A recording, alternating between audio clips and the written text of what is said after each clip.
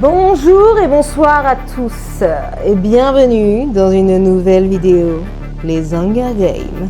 Non, c'était une blague. Bonsoir YouTube, j'espère que vous allez bien. Aujourd'hui, on se retrouve pour une nouvelle vidéo.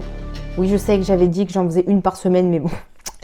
Le temps, en fait, je suis trop famous, donc c'est pas possible. Donc aujourd'hui, on se retrouve pour une nouvelle vidéo, et pas des moindres, puisqu'on va raconter des strays d'horreur. Et oui, mesdames et messieurs, 3 strays d'horreur aujourd'hui, rien que pour vous, rien que pour vos familles, vos amis. Alors mettez-vous tous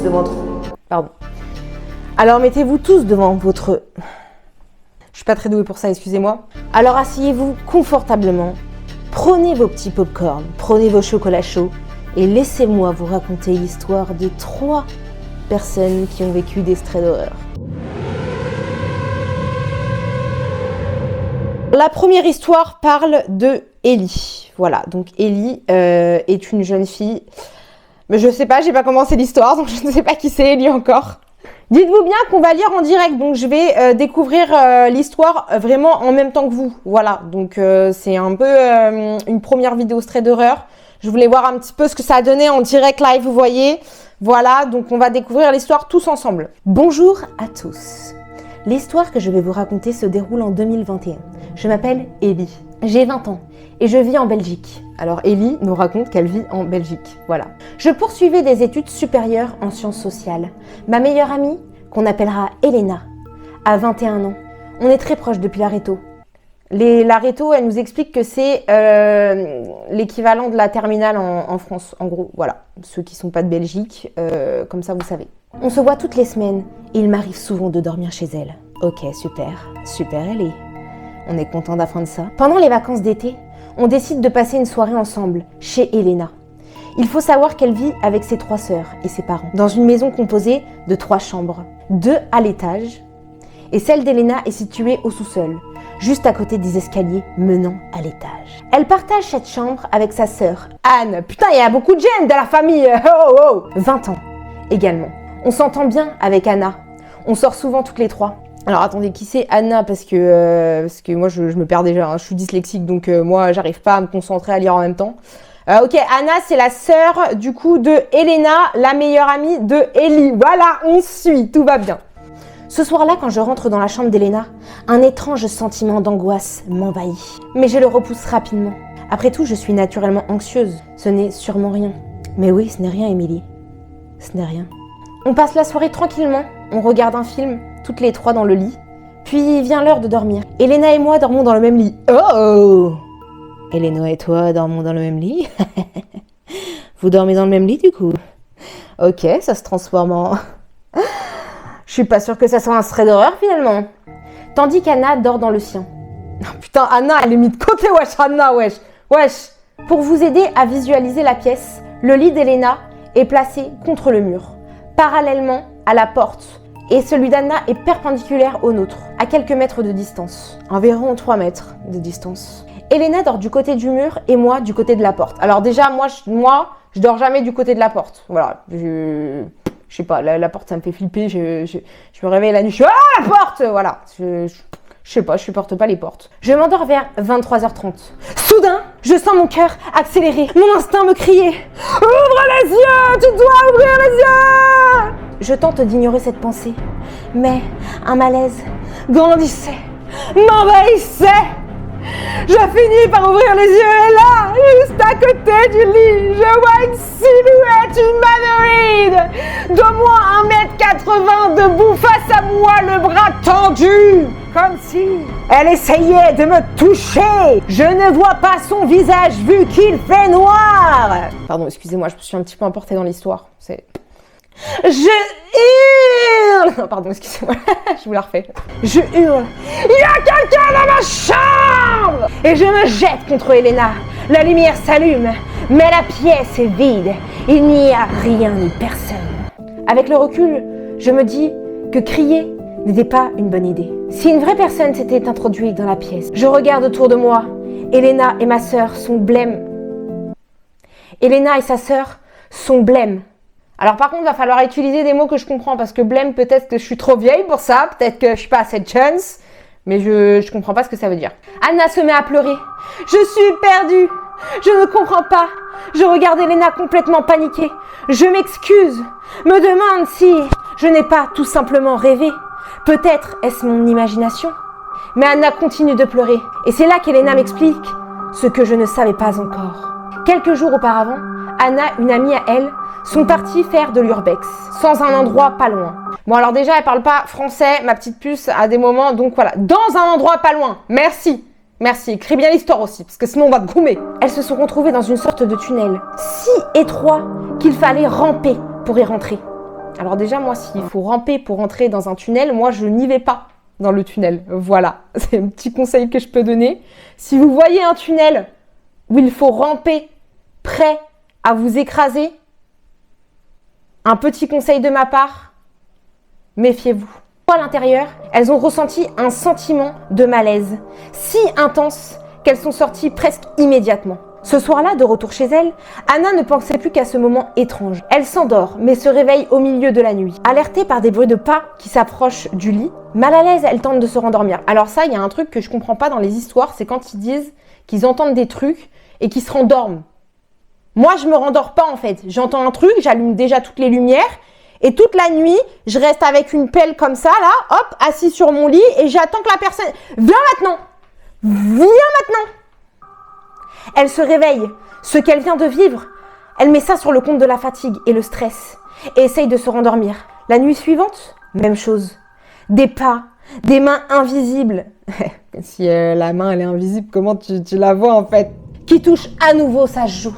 Avant qu'elle ne crie, elle venait de ressentir la même caresse. Elle n'avait rien osé me dire par peur de m'effrayer. Nous n'avons pas fermé l'œil de la nuit. Tu m'étonnes. Lumière allumée, nous avons attendu que le jour se lève. Plus rien ne s'est passé par la suite. Alors là, on n'a pas de nouvelles de Ellie et sa copine Elena pendant une semaine. Voilà. Peut-être que... Alors là, tu viens de me faire peur intérieurement. Ça s'est pas montré à la caméra, mais tu m'as fait peur. Excusez-moi, c'est mon chat qui est rentré. Je l'avais pas vu en fait dans le retour de la... Ça veut dire la porte, elle s'est ouverte. Heureusement, j'ai pas vu ça dans le retour de la caméra. J'aurais pu avoir peur, quoi, finalement. Une semaine plus tard, je reparle de cette entité avec Elena. Elle m'avoue que certaines nuits, elle sent le matelas s'affaisser comme si quelqu'un s'asseyait à côté d'elle. Une autre fois, elle a senti une sensation qu'on l'observait à côté de son lit.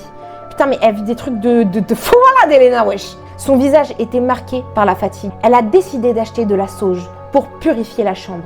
Elena en brûle dans toute la pièce, puis ouvre la porte donnant sur l'escalier et s'arrête. Là, elle ne purifie pas l'escalier. Après ça, elle ressent plus rien dans la chambre. Mais chaque fois qu'elle monte ou descend les escaliers, la sensation d'être observée revient. Cette histoire est bien vraie. Je ne sais pas qui était là ce jour-là, mais nous avons eu très peur. J'espère avoir bien raconté. Je vous souhaite une belle journée. Et ben nous aussi, Ellie, on te souhaite une très belle journée. Et ben oui. Et ben écoute, Ellie, je sais pas si tu verras cette vidéo un jour, mais franchement, ton histoire, elle est flippante, hein, ton histoire. Hein. Par contre, les moments où tu nous dis que ça se rendort, moi je comprends pas en fait. Moi je me serais jamais rendormie, tout simplement.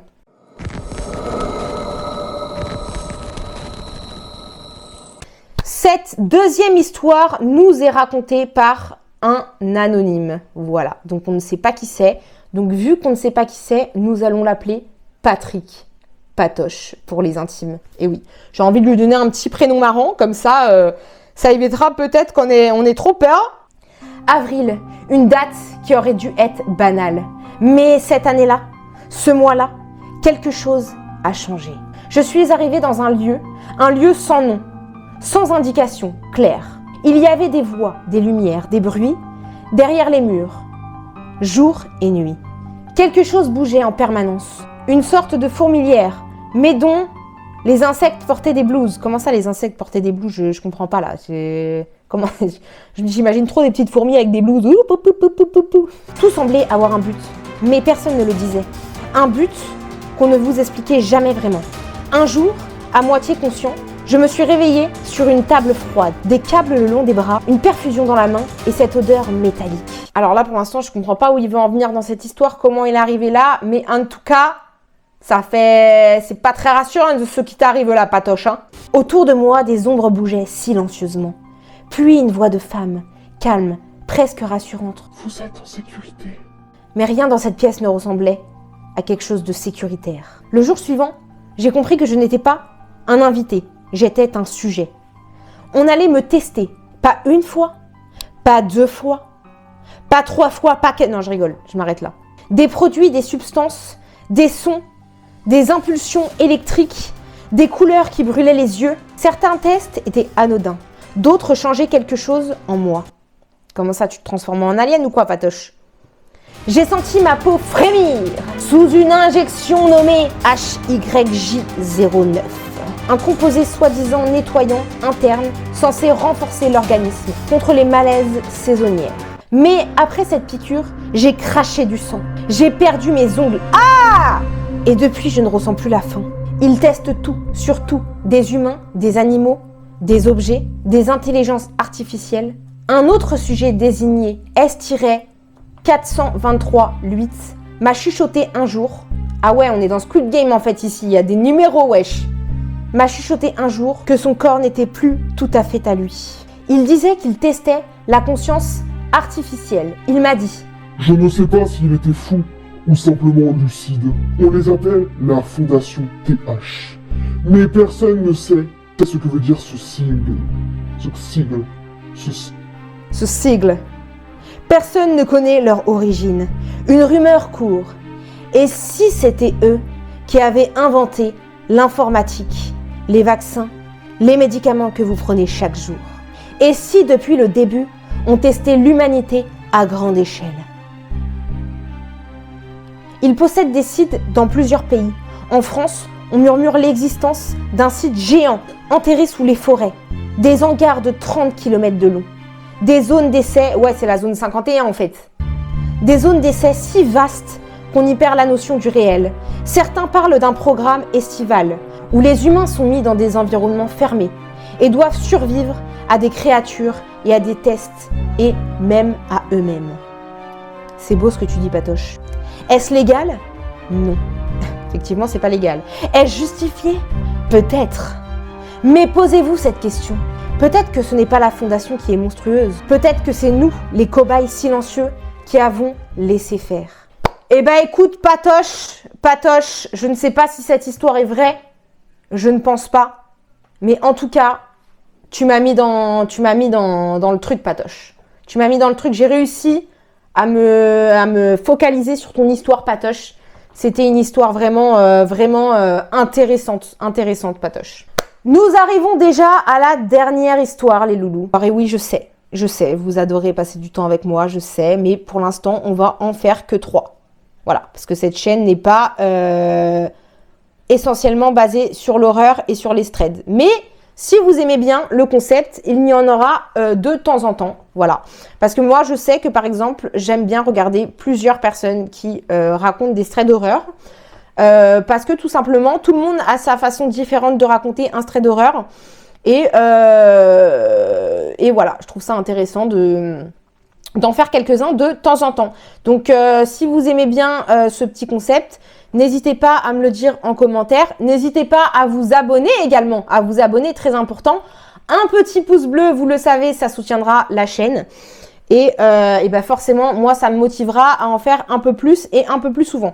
Même si j'essaye, bien évidemment, d'en faire le plus souvent possible des vidéos. Mais avec le train de vie aussi que j'ai à côté, parce que j'ai d'autres choses à côté. Je n'ai pas que YouTube et les réseaux.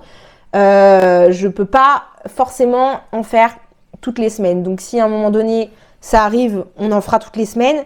Mais là, pour l'instant, je pense qu'une vidéo toutes les 2 semaines, c'est pas trop mal pour déjà commencer à augmenter la chaîne. Continuons, 3e histoire.